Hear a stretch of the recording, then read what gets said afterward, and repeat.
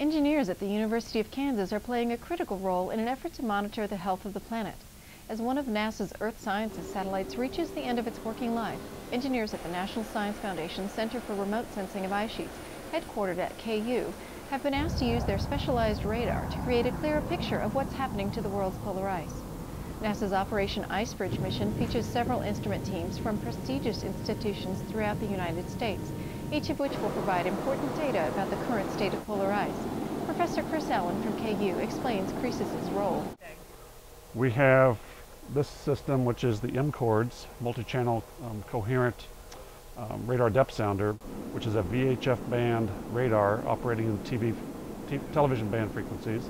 It's used to sound through the ice. We get a surface echo, we get a bed echo, we can see the internal layers so we can tell the scientists how thick the ice is as we fly over it. And we have two other systems.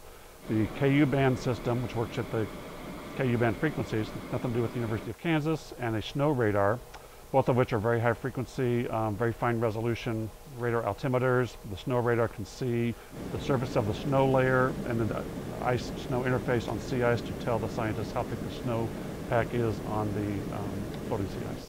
Beginning in 2009 and ending in 2014, these radar engineering faculty and graduate research assistants at CReSIS will take part in NASA's Operation Icebridge and ride aboard specially outfitted aircraft that will fly dozens of missions over ice sheets and sea ice at Antarctica and Greenland.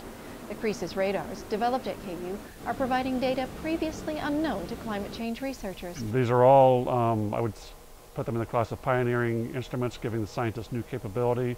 The MCORDS allows us to measure the thickness of the ice. It's the only instrument on the plane that allows us to measure directly the thickness of the ice. We launch a radio wave, many different kinds of modulation, but that's a detail. The wave propagates at the speed of light down to the interface. An echo comes back.